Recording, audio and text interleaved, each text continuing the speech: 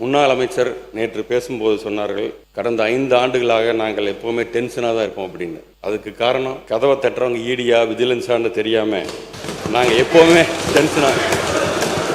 Wait wait wait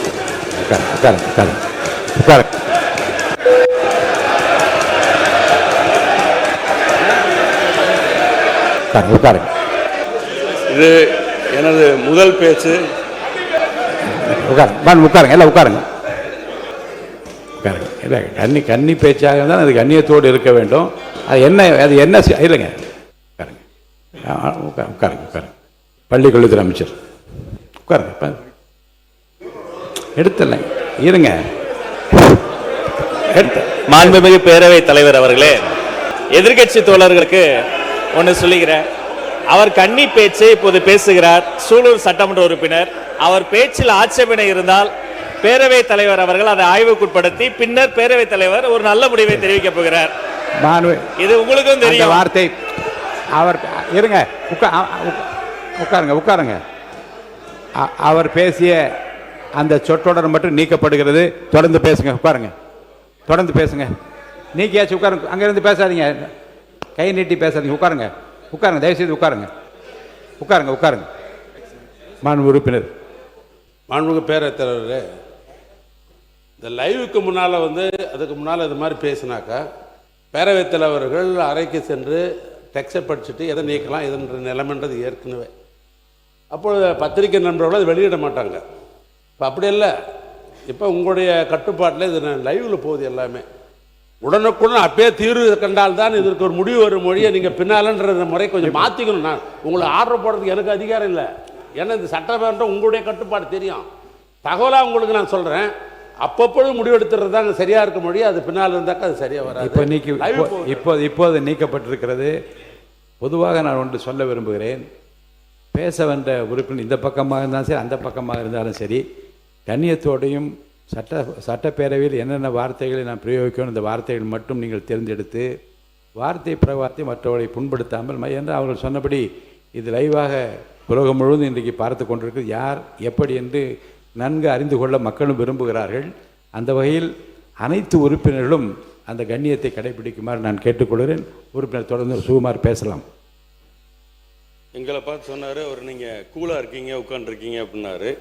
எங்கள் மடியில் கனமில்லை, வழியில் பயமில்லை என்பதற்கேற்ப நாங்கள் மிகவும் கூலாக தான் இருக்கோம்.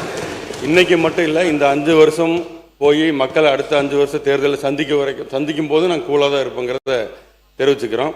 மற்றொரு உறுப்பினர் சொன்னார், எங்கள் முன்னாள் முதல்வர் எதிர்கட்சி தலைவர் பேரவைத் தலைவர் அவர்களே, நேற்று எங்களுடைய முன்னாள் அமைச்சர் பேசும்போது சொன்னார், கடந்த 5 வருடங்களாக தினமும் டென்ஷன் எங்களுக்கு என்று. அதை ரிப்ளை செய்யும்போது நம்முடைய நீர்வளத்துறை அமைச்சர்களும் அதே சொல்லியிருக்கிறார். நாங்களும் தினமும் நிம்மதியாக எங்களும் தங்களால் தூங்க முடியல, தினமும் எங்களுக்கும் நிமிஷம் டென்ஷனாக இருக்கிறோம் என்று அவரும் சொல்லியிருக்கிறார். மீண்டும் அதை திருப்பி சொல்ல வேண்டாம் என்று கேட்டுக்கொள்கிறேன். ஏனென்றால் உங்களுக்கும் சிபிஐ வழக்கு இருக்கிறது, உங்களுக்கும் இன்கம் டேக்ஸ் வழக்குகள்லாம் தொடர்ந்து உங்களுக்கும் இருக்கின்றது. மாண்புமிகு எதிர்க்கட்சி தலைவர் அவர்களுக்கு நான் தெரிவித்துக் கொள்வதெல்லாம், சிபிஐ வழக்கு இருக்குதுன்றதெல்லாம் கரெக்டு தான். எங்களுடைய டென்ஷன், எங்களுடைய முதல்வர் தொகுதியில் என்ன பிரச்சனை, மக்கள் பிரச்சனை இருக்குது, அது உடனுக்குடன் பார்க்குறியான்னு கேட்டாருன்றதுக்கோசம்தான் நான் உங்களுக்கு அப்படி சொன்னனே ஒழிய, நான் வேறு எந்த அர்த்தத்துலேயும் நாங்கள் எங்களை பயமுறுத்தியோ டென்ஷன் படுத்தியோ இல்லை. அவர் முதல்லாம் பார்த்திங்கன்னா எங்கள் சட்டமன்ற உறுப்பினர்லாம் எப்போ எங்களுடைய தலைவர் பேசுவார்னு நினச்சிருந்தாங்க. இப்போ ஃபோன் வந்தாலே பயம் இருக்குது. ஏதாவது தொகுதியில் ஒரு சின்ன விஷயமா இருந்தால் கூட அதை ஏன் உடனே செய்யலன்னு கேட்கக்கூடியவர் தான் எங்கள் முதல்வர் என்பது தெரிவிச்சு. உட்காருங்க. மாண்பு எதிர்க்கட்சி தலைவர் சொல்லி முடிச்சு நீங்கள் சொல்லுங்கள், உங்கள் கருத்தை சொல்லுங்கள். பேரவைத் தலைவர்களே, எங்களுடைய சட்டமன்ற உறுப்பினர் முன்னாள் அமைச்சர் அவர்களும் அதே எண்ணத்தோடு தான் பேசினார். அவர் ஒரு மூத்த அமைச்சராக இருக்கக்கூடியவர், வேளாண்மை துறை அமைச்சராக இருந்தவர். எங்களுடைய முதலமைச்சர் அவர்கள் அன்றைக்கு தினசரி பேப்பரில் பார்த்து, செய்திகளில் பார்த்து, அந்த துறை சம்பந்தமாக ஏதாவது செய்திகள் வந்திருக்கிறதா, அதை உடனடியாக நிவர்த்தி செய்யுங்கள் என்றது தான், அந்த எண்ணத்தில் தான் எங்களுடைய சட்டமன்ற உறுப்பினரும் பேசினார். உறுப்பினர் சுகுமார் பேசுங்க. நீங்கள்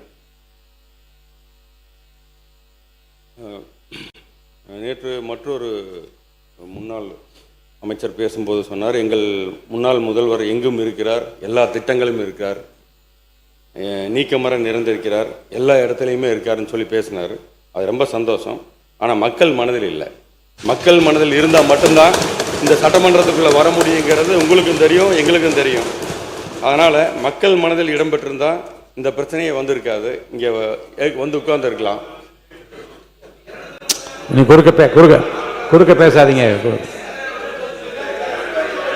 நான் உறுப்பினர்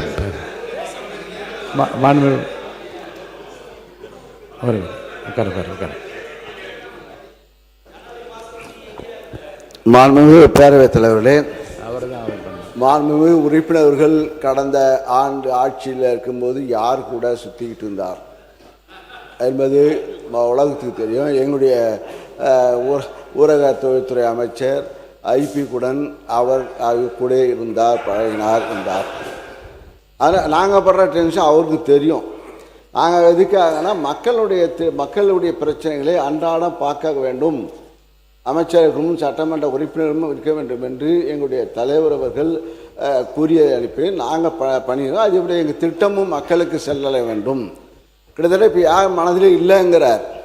1,31,00,000 பெண்களுடைய மனதிலே அவர் குடியிருந்து கொண்டிருக்கிறார்கள்.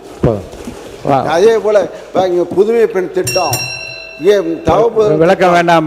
உறுப்பினர் சொல்லிட்டீங்க, அவர் கருத்துக்கு தப்பு சொல்லிட்டீங்க, அதோட நிறுத்திடுங்க. போதும் உட்காருங்க.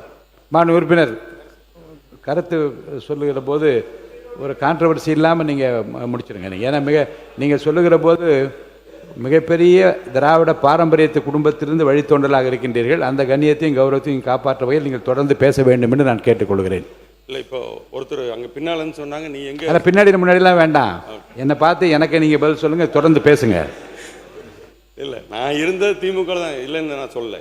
அதாவது என்னைக்கு வந்து சப்ஜெக்ட் வாங்க, அவங்களுக்கு பதில் சொல்ல வேணாம். நீங்கள் அது சொன்ன நீதிநிலை அறிக்கை வேணாம் பற்றி பேசுங்க.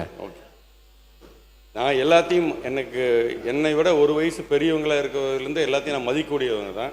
நான் அதில் வந்து நான் தவறாக எந்த கருத்து நான் சொல்லலை. நான் இருக்கிறது மக்கள் நினைக்கிறதையும் மக்கள் என்ன மாதிரி நடந்துக்கிட்டாங்கிறது தான் நான் சொல்கிறேன். நான் போதும் உட்காருங்க. மாண்பு உறுப்பினர் உட்காருங்க. வேண்டாம் இப்போ அவர் வந்து இல்லை அவரை திருத்தி கொடுக்குறப்ப நீங்கள் விடுங்க.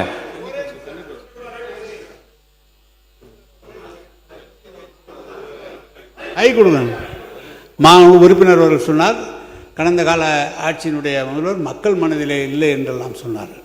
நீங்கள் வாங்கினது 108, எதிரில் இருக்கிற உங்களோட அதிகமாக வாங்கியிருக்காங்க. தனித்தனியாக பிரிஞ்சிருக்கே தவிர உங்களோட அதிகமான வாக்குகளை பெற்று தான் நீங்கள் வந்திருக்கிறார்கள்.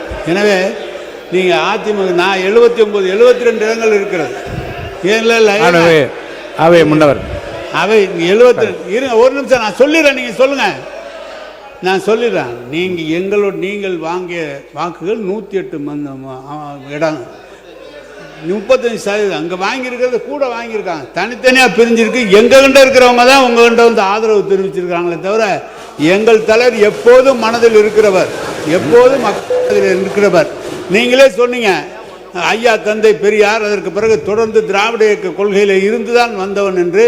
எனவே மக்கள் மனதில் இருக்கிற காரணத்தால் தான், நீங்களும் அதில் இருந்த காரணத்தால் தான் இன்றைக்கு கூட நீங்கள் சட்டமன்ற உறுப்பினராக வந்திருக்க முடியும். மாண்பு உறுப்பினர், அங்கே விசில் சின்னத்துக்கு மட்டுமே எல்லா தொகுதியிலும் ஓட்டு கேட்டு வந்திருக்கு. அவை முன்னவர் ஒரு பேரவைத் தலைவர் அவர்களே, மாண்பு துணைத் தலைவர் அவர்கள், எதிர்க்கட்சி துணைத் தலைவர்கள் இங்கே பேசுகிற ஒரு கருத்தை சொன்னார்கள். 108 பெரிதா எங்களது பெரிதா என்று கேட்டார்கள். சின்ன குழந்தையை கேட்டால் கூட 108 தான் பெரிதுன்னு சொல்லுவாங்க. ஒன்று 97 பேர்களை வைத்துக்கொண்டு ஒரு ஆட்சி நடத்தியவர் நீங்கள் என்பதை மறந்துவிடக்கூடாது. மாண்பு உறுப்பினர் சுகுமார், விவாதத்துக்கு வாங்க. பொருள் குறித்து பேச ஆரம்பிங்க.